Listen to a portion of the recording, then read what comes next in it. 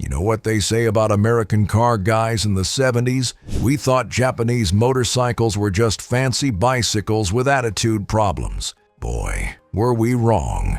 By the end of the decade, these little bikes from Japan had completely revolutionized motorcycling and created some of the most beginner-friendly machines ever built. Whether you're looking to buy your first classic bike or you're curious about the golden age of Japanese engineering, these motorcycles changed everything. The 1970s marked the rise of the Japanese Big Four: Honda, Yamaha, Kawasaki, and Suzuki. And they didn't just compete with each other. They rewrote the rules of what a motorcycle could be. Reliable, affordable, and surprisingly sophisticated, these bikes made motorcycling accessible to everyone, not just hardcore enthusiasts. Today, we're counting down the 10 best 1970s Japanese motorcycles that are perfect for beginners, whether you're talking about back then or right now. And if you're into classic motorcycle content that helps you make smart choices, hit that subscribe button and give this video a like. Number 10. 1979 Suzuki GS550. The GS550 arrived late in the decade as Suzuki's answer to the middleweight market. This bike featured a 543 cubic centimeter four-cylinder engine, disc brakes, and modern styling that looked like it belonged in the 1980s. What made it perfect for beginners was its manageable power delivery. The inline-four produced about 50 horsepower, which was enough to be exciting, but not overwhelming. The engine was smooth and predictable, with a linear power band that didn't surprise inexperienced riders. The bike also featured excellent build quality and reliability that Suzuki had perfected by the late 70s. The handling was another strong point. The GS550 had a comfortable, upright riding position that didn't intimidate new riders, and the suspension was well tuned for both city riding and highway cruising. The brakes were progressive and confidence-inspiring, with a front disc that provided excellent stopping power without being grabby. For beginners in 1979, the GS550 offered the perfect blend of performance and practicality. It was sophisticated enough to keep experienced riders happy, but gentle enough for newcomers to learn on. Today, clean examples are highly sought after by collectors who appreciate its role in Suzuki's rise to prominence. Number 9. 1974 Kawasaki Z1A. Now, you might think the Z1 is too powerful for beginners, but hear me out. The 1974 Z1A, also known as the 900 Super 4, was actually more manageable than its reputation suggests. This bike housed a 903cc inline 4 that produced about 82 horsepower. Serious power for 1974. But here's the thing about the Z1A. Its power delivery was incredibly smooth and predictable. The engine didn't have the sudden power surges that could catch beginners off guard. Instead, it built power gradually and smoothly, giving riders time to get comfortable with the acceleration. The bike also had excellent low-end torque, which made it forgiving in city traffic. The Z1A's handling was surprisingly neutral for such a large bike. Kawasaki engineered it to be stable and predictable, not razor-sharp like modern sport bikes. This made it an excellent learning platform for riders who wanted to understand motorcycle dynamics without fighting unpredictable handling characteristics. What really made the Z1A beginner-friendly was its build quality. These bikes were incredibly reliable and simple to maintain. The carburetors were easy to tune. The electrical system was straightforward, and parts were readily available. For a beginner in 1974, this meant less time wrenching and more time riding. The Z1A taught an entire generation of riders that Japanese motorcycles could be both powerful and reliable. It was the bike that proved you didn't need to be a mechanic to own a serious motorcycle. Today, pristine Z1As are worth serious money, but they remain one of the most rewarding classic bikes to own and ride. Number 8. 1976 Honda CB360. The The CB360 might not have the glamour of its bigger siblings, but it was perfect for beginners who wanted a real motorcycle experience without the intimidation factor. This bike featured a 356 cubic centimeter parallel twin engine that produced about 34 horsepower, just right for learning the ropes. The CB360's engine was a masterpiece of engineering for its size. The parallel twin configuration provided excellent low-end torque and smooth power delivery throughout the rev range. It was peppy enough to be fun, but not so powerful that it would get beginners into trouble.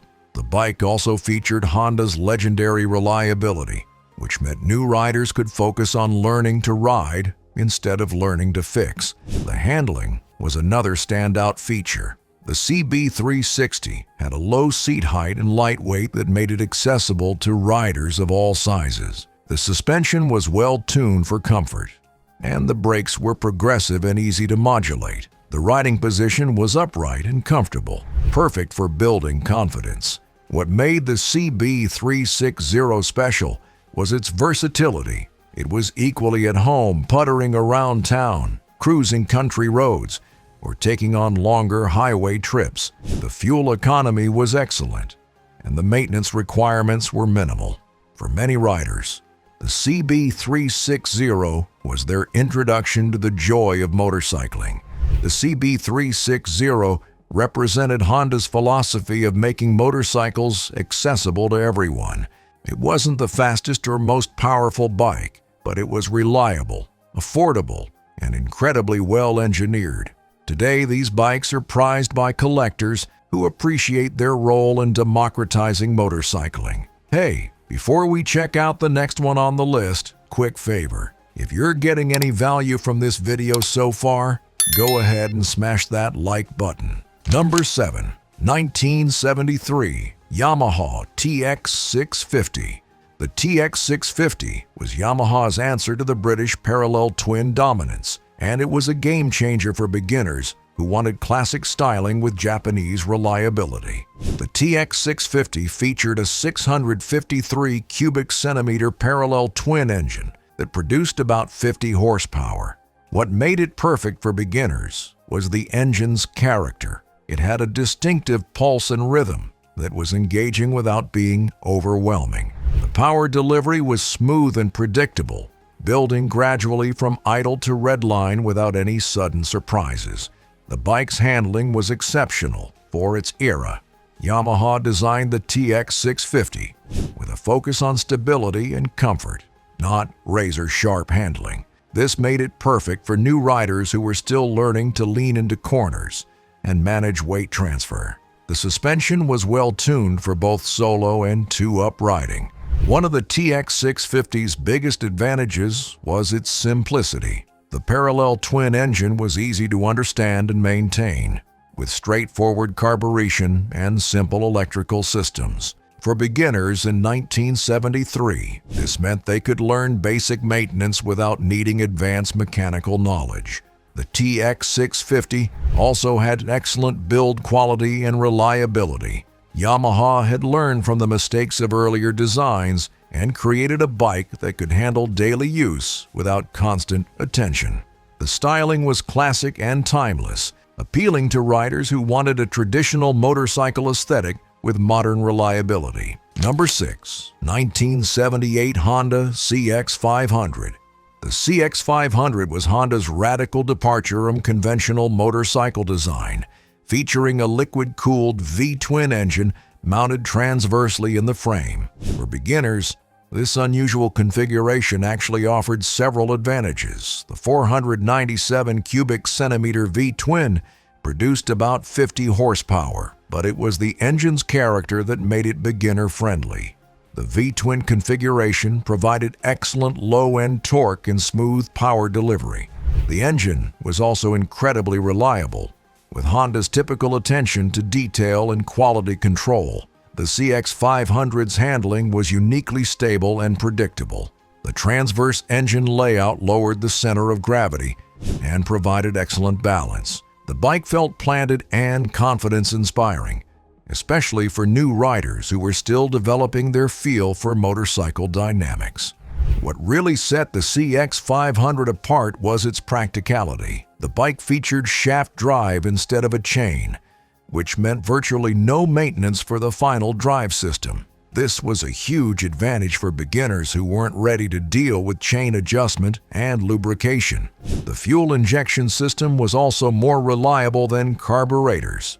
The CX500 represented Honda's vision of the future of motorcycling: reliable, practical, and accessible to everyone. While it didn't have the sporting pretensions of other bikes, it was perfect for riders who wanted dependable transportation with a touch of uniqueness. Number 5. 1977 Kawasaki KZ400. The KZ400 was Kawasaki's entry into the small displacement market, and it was perfectly sized for beginners. This bike featured a 398 cubic centimeter parallel twin engine that produced about 36 horsepower, just enough to be exciting without being intimidating. The KZ400's engine was a jewel of engineering. The parallel twin configuration provided smooth power delivery and excellent fuel economy. The bike was also incredibly reliable, with Kawasaki's typical attention to detail and quality control. The engine was easy to maintain and tune, making it perfect for beginners learning basic motorcycle maintenance. The handling was another strong point. The KZ400 had a low seat height and light weight that made it accessible to riders of all sizes. The suspension was well tuned for both comfort and performance, and the brakes were progressive and easy to modulate. The riding position was comfortable and confidence-inspiring. What made the KZ400 special was its build quality. Kawasaki had learned from their earlier mistakes and created a bike that was both reliable and refined. The fit and finish were excellent, and the bike felt substantial despite its small size. For beginners, this meant they could focus on learning to ride instead of dealing with mechanical issues. Number 4. 1975 Honda CB750. The CB750 was the bike that started the superbike revolution, and by 1975, it had evolved into a refined and beginner-friendly machine. This bike featured a 736 cubic centimeter inline-4 engine that produced about 67 horsepower. Serious power that was delivered in a manageable way. What made the CB750 perfect for beginners was its predictable power delivery. The inline-4 engine built power smoothly and progressively, without any sudden surges that could catch inexperienced riders off guard. The bike also had excellent low-end torque, which made it forgiving in stop-and-go traffic. The CB750's handling was stable and confidence-inspiring. Honda had refined the chassis over several years, creating a bike that was both comfortable and capable. The suspension was well-tuned for a variety of riding conditions, and the brakes were progressive and powerful without being grabby. The CB750 represented the pinnacle of Honda's engineering philosophy, sophisticated technology made accessible to everyone. It was the bike that proved Japanese motorcycles could be both powerful and reliable, and it set the standard for all future superbikes. For beginners in 1975, it offered an unbeatable combination of performance, reliability, and practicality. Number 3. 1976 Yamaha XS360. The XS360 was Yamaha's answer to Honda's small displacement success, and it was perfectly engineered for beginning riders. This bike featured a 358 cubic centimeter parallel twin engine that produced about 35 horsepower, just right for learning advanced riding techniques. The XS360's engine was remarkably smooth and refined for its size. The parallel twin configuration provided excellent balance and smooth power delivery throughout the rev range. The bike was also incredibly reliable, with Yamaha's typical attention to detail and quality control. The handling was exceptional for such a small bike. The XS360 had excellent balance and stability, making it perfect for riders who were still developing their cornering skills. The suspension was well tuned for both comfort and performance, and the brakes were progressive and confidence-inspiring. What made the XS360 special was its versatility. It was equally at home in city traffic, on country roads, or taking longer highway trips. The fuel economy was excellent, and the maintenance requirements were minimal. For many riders, the XS360 was their introduction to the joy of motorcycling. Number 2. 1974 Honda CB125S. Don't let the small displacement fool you. The CB125S was a serious motorcycle that taught thousands of riders the fundamentals of motorcycling. This bike featured a 122 cubic centimeter single-cylinder engine that produced about 11 horsepower, perfect for absolute beginners. The CB125S's engine was a masterpiece of simplicity and reliability. The single-cylinder design was easy to understand and maintain, and the power delivery was incredibly smooth and predictable. The bike was also remarkably fuel efficient, which was important for budget-conscious beginners. The handling was outstanding for such a small bike. The CB125S had a low seat height and light weight that made it accessible to riders of all sizes and experience levels. The suspension was well tuned for comfort, and the brakes were progressive and easy to modulate. What made the CB125S legendary was its role as a learning platform. Thousands of riders learned the basics of motorcycling on these bikes, and many went on to larger motorcycles with confidence and skill. The CB125S proved that you didn't need a big engine to have a real motorcycle experience. Number 1. 1970 Honda CB350. The CB350 was the bike that defined the 1970s for many riders, and it remains one of the best beginner motorcycles ever built. This bike featured a 325 cubic centimeter parallel twin engine that produced about 36 horsepower, the perfect balance of performance and manageability. The CB350's engine was a work of art. The parallel twin configuration provided smooth power delivery and excellent reliability. The bike had great low-end torque for city riding and enough top-end power for highway cruising. The engine was also incredibly easy to maintain, with simple carburation and straightforward electrical systems. The handling was exceptional in every way. The CB350 had perfect balance, excellent stability, and predictable handling characteristics that built confidence in new riders. The suspension was well tuned for both comfort and performance, and the brakes were progressive and reliable. What made the CB350 truly special was its complete package. It offered excellent performance, legendary reliability, easy maintenance, and timeless styling.